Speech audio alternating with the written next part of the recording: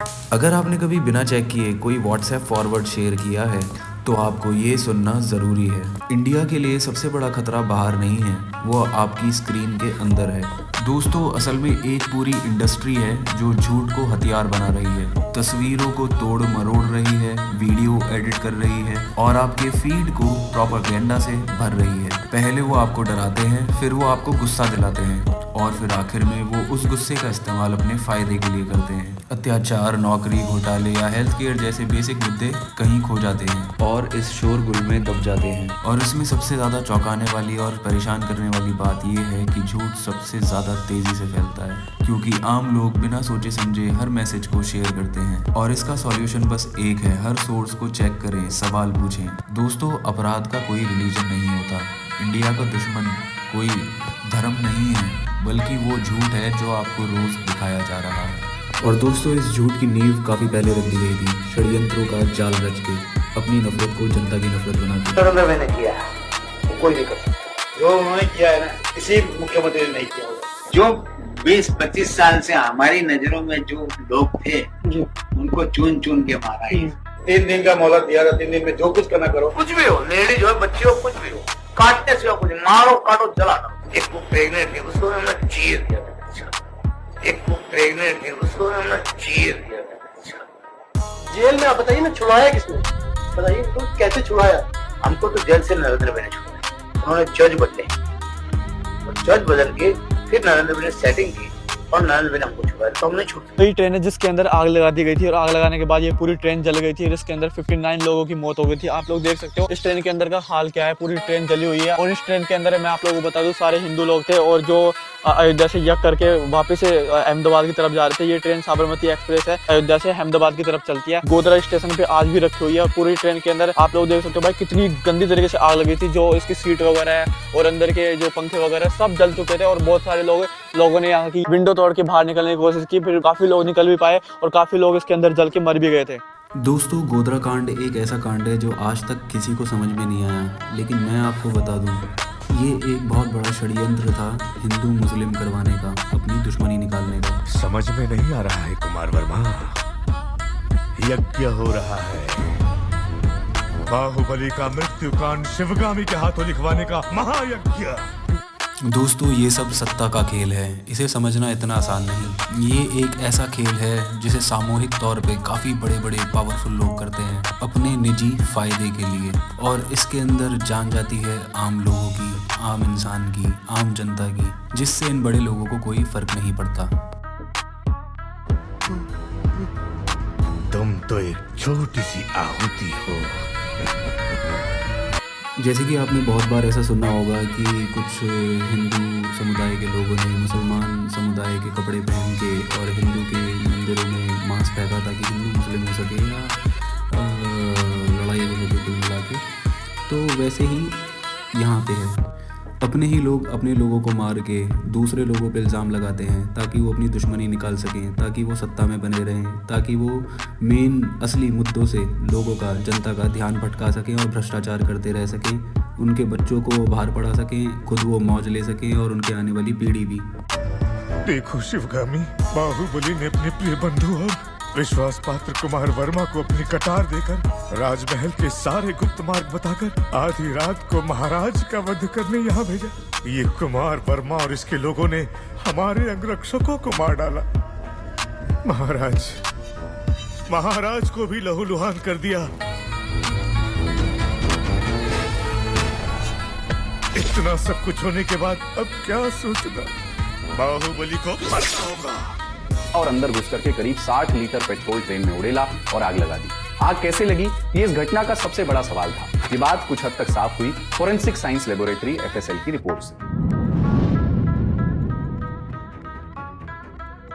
इस सवाल का जवाब बेहद जरूरी था कि आग लगी कैसे। क्या अंदर कोई शॉर्ट सर्किट हुआ, किसी पैसेंजर की गलती से आग लगी या बाहर से किसी ने आग लगाई। रिपोर्ट के मुताबिक आग शॉर्ट सर्किट से नहीं बल्कि एक इन्फ्लेमेबल लिक्विड से लगी थी। FSL लैब ने हालांकि ट्रेन पर बाहर से ही बाल्टियों और डिब्बों से पेट्रोल फेंकने वाली बात को खारिज कर दिया। क्राइम सीन को समझने के लिए बाकायदा एक सिमुलेशन किया गया, मतलब पूरी निगरानी में फिर से उसी घटना का रूपांतरण किया गया। उसी स्थान पर एक ट्रेन की बोगी को रखा गया, अलग अलग तरह के कंटेनरों का इस्तेमाल करके बोगी पर पानी डाला गया ताकि आग फैलने के तरीके का परीक्षण किया जा सके। रिपोर्ट के अनुसार बोगी की खिड़की की ऊंचाई जो है वो जमीन से 7 फीट थी। ऐसी स्थिति में बाहर से बाल्टी या जरी कैन की मदद से पेट्रोल या कोई इन्फ्लेमेबल लिक्विड फेंकना संभव नहीं था, क्योंकि क्राइम सीन को रिक्रिएट करते समय ज्यादातर लिक्विड बोगी में जाने के बजाय बाहर ही गिर रहा था। माने आग लगाने पर बोगी के बाहर और नीचे का हिस्सा ज्यादा जलना चाहिए, लेकिन अगर S6 की तस्वीर देखेंगे तो समझ आता है कि बाहर की तरफ से ऐसे निशान नहीं थे।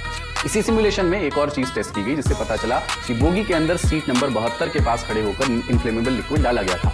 स्लीपर कोच में 72 नंबर सीट उस बोगी की आखिरी सीट होती है। FSL रिपोर्ट के अनुसार जलने का पैटर्न भी यही बताता था कि सीट नंबर 72 के पास टेम्परेचर भी सबसे ज्यादा था, करीब 4 गुना ज्यादा पाया गया। इस रिपोर्ट को नानावती कमीशन और SIT ने भी कंसिडर किया। ये चार्जशीट का भी हिस्सा बन गई। ये पता चल गया कि आग कैसे लगी।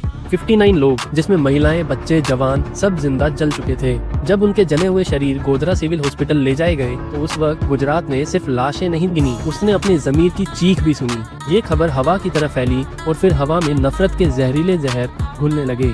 साबरमती एक्सप्रेस एक सिंपल ट्रेन नहीं रही, वो एक सिंबल बन गई थी, पुरानी दुश्मनी का, बदले की भूख का और कम्युनल जहर का। कुछ ही घंटों में CM नरेंद्र मोदी ने राज्य बंद का अनाउंसमेंट किया। उनका कहना था ये एक प्री प्लान्ड कॉन्स्पिरेसी थी। मीडिया ने भी आग में घी डालने का काम किया। नेशनल और इंटरनेशनल मीडिया ने इस मामले को माइक्रोस्कोप के नीचे रख दिया। हर डिबेट में एक ही सवाल था, क्या ये संगठित हमला था या कम्युनल टेंशन का एक अंजाम? लेकिन जवाब मिलने से पहले गुजरात की सरहदों पर नफरत की आग फैल चुकी थी।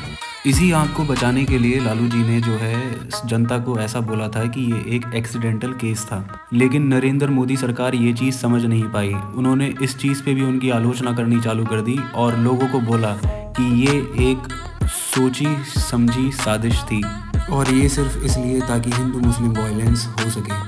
यहाँ तक कि नरेंद्र मोदी सरकार ने IPS ऑफिसर को भी कहा था कि हिंदुओं को मौका मिलना चाहिए अपना बदला लेने का।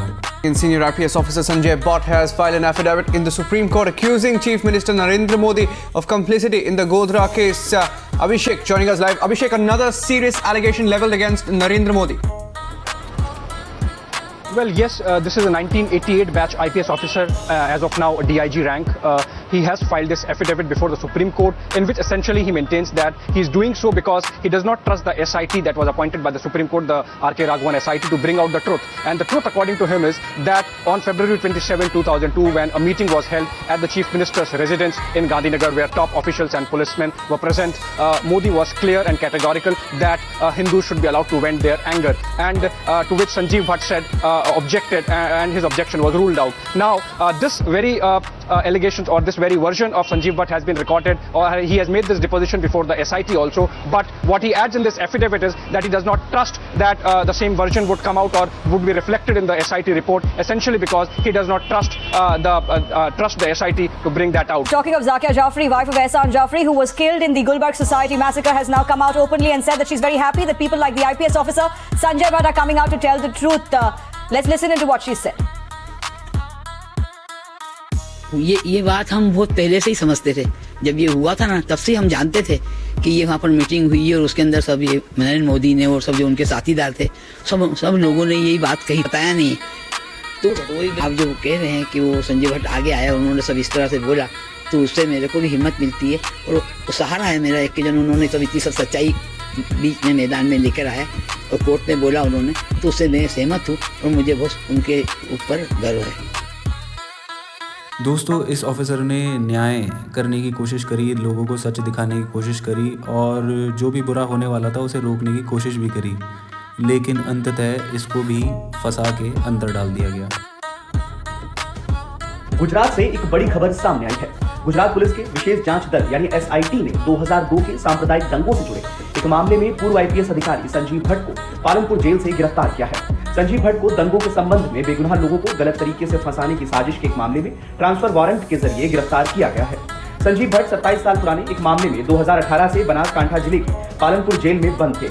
यह मामला राजस्थान में वकील को गलत तरीके से फंसाने से जुड़ा बताया जा रहा है। मुकदमे के दौरान पूर्व IPS अधिकारी को जामनगर में हिरासत में मौत के एक मामले में उम्र कैद की सजा भी सुनाई गई थी।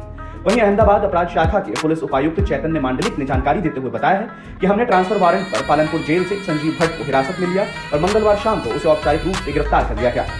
बता दें कि गुजरात सरकार ने 2002 में गोधरा ट्रेन अग्निकांड के बाद हुए दंगों से संबंधित विभिन्न मामलों में झूठे सबूत के मामले में भट्ट, श्री कुमार और तीस्ता सीतलवाड़ की भूमिकाओं की जांच के लिए पिछले महीने एसआईटी का गठन किया था और इसके सदस्यों में से एक मांडलिक भी हैं। अपराध शाखा ने पिछले महीने सीतलवाड़ और श्री कुमार को गिरफ्तार किया था और वे अभी जेल में हैं। वहीं 2002 के गुजरात दंगों के मामलों में तत्कालीन मुख्यमंत्री नरेंद्र मोदी को एक विशेष जांच दल द्वारा दी गई क्लीन चिट को सुप्रीम कोर्ट ने बरकरार रखा था, जिसके बाद श्री कुमार और सीतलवाड़ की गिरफ्तारी हुई थी। इसी क्रम में यह अब तीसरी गिरफ्तारी है। 2002 में बिल्किस बानो के साथ हुए सामूहिक बलात्कार और उनके परिवार के 7 सदस्यों की हत्या के 11 आरोपियों को रिहाई दे दी गई है। ये रिहाई गुजरात सरकार के फैसले पे दी गई है। 2002 में गोधरा दंगों के समय बिल्किस बानो के साथ उस समय बलात्कार किया गया था जब वो 5 माह के गर्भ से थी। उसके बाद उनके परिवार के 7 लोगों को भी मार दिया गया था। इस केस में 11 आरोपियों को सीबीआई की विशेष अदालत ने 2008 में आजीवन कारावास की सजा सुनाई थी और उसके बाद इनमें से एक आरोपी ने सजा माफ करने की अपील मतलब रिमिशन दायर करी। इस रिमिशन पर सुप्रीम कोर्ट ने गुजरात सरकार को निर्देश दिए कि वो इस रिमिशन के ऊपर विचार करे। उसके बाद गुजरात सरकार ने एक कमेटी गठित करी और इस कमेटी ने अपना फैसला दिया और फैसला आने के बाद इन 11 आरोपियों को रिहा कर दिया गया है। सीआरपीसी के सेक्शन 432 के तहत राज्य सरकारें कैदियों की सजा को कम या माफ कर सकती हैं।